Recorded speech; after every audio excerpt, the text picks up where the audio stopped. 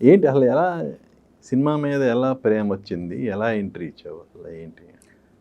Cinema మీద ప్రేమ అంటే sir చిన్నప్పుడు ఆ, ఈనాడు ఉదయం ఈ పేపర్లు వచ్చేవి సార్. ఆంధ్రజ్యోతి ఈ పేపర్లో వెనక్క పేజీ సినిమా పేజీ ఉండేది సార్, గుర్తుంది సార్. అవును.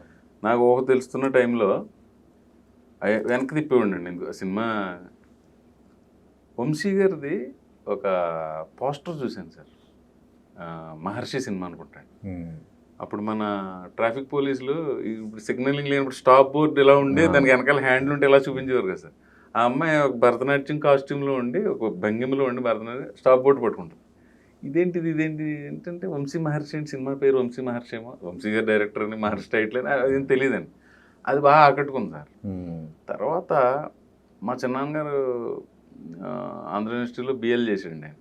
అప్పుడు ఆయన అన్వేషణ అనే సినిమా జగదంబ థియేటర్లో తీశారు సార్. ఎవరు అప్పట్లో పైరసీ అండి అది. అంటే సినిమా రిలీజ్ అయిన 3-4 సంవత్సరాలకి 87 ఆ టైంలో మాకెవరో కోవైట్ ఎక్కువ వెళ్తూ ఉంటారు సార్. మా ఒక వీసీఆర్ ఇచ్చారండి, ఈయన క్యాసెట్ తెచ్చాడు. ఓకే. అన్వేషణ సినిమా పెట్టడం చూడడం, ఒక్కోసారి భయపడడం, అలాగా సినిమా ఎక్కువ సినిమాలు చూడటం అలవాటు అయిపోయింది. ఇంకా 90s వచ్చేసరికి 8-9 ఏళ్ళ వయసులో చిరంజీవి గారి సినిమాలు ఎక్కువ ఆ ఫ్లో కదండి. జయదేగుడ అదిలో సుందర ఆ టైం నుంచి ఇంకా సినిమాలు ఎక్కువ చూసేయటం. యాక్టర్ అవ్వాలనేది కాలేజీలో స్టేజ్ షోలు చేసినప్పుడు యాక్టర్ అవ్వాలనేది అయింది.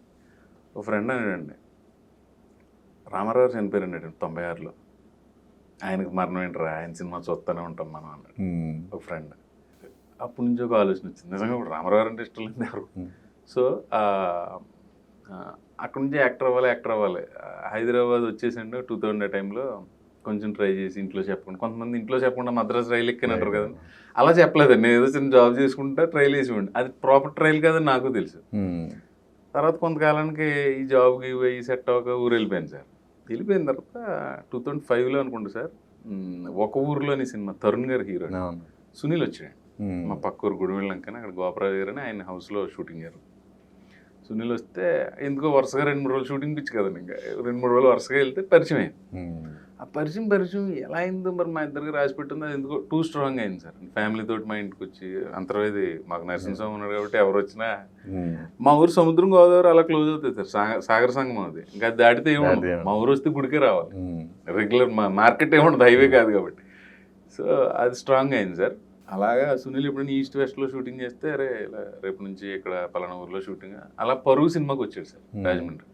కేశవరం అని ఒక ఊళ్ళో షూటింగ్ జరుగుతుంది, అక్కడికి వెళ్తే దిల్ రాజు గారు అప్పటికే కొత్త బంగారులోకి అనౌన్స్ చేసి ఉన్నారు సార్.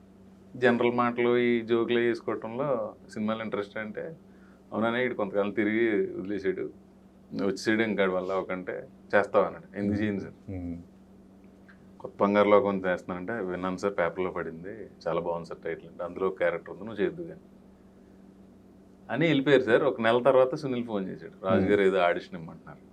వాళ్ళ కెమెరా కొత్త, నా పేరు ప్రవీణ్ అండి, నేను ఇలాగ ఇంట్రెస్ట్ పలానా ఊరి మీద అని చెప్పి, అది ఆడిషనే కాదు. సరే ఓకే ఇవన్నీ ఓకే అన్నారు రాజు గారు, నువ్వు చేద్దులే అన్నట్టు. తర్వాత ఒక నెల తర్వాత శ్రీకాంత్ అడ్డాల్ గారు పిలిచారు. పిలిచి కొన్ని డైలాగులు వేయించి ఆడిషన్ చేసి అలా కొత్త బంగారులోకి వచ్చింది.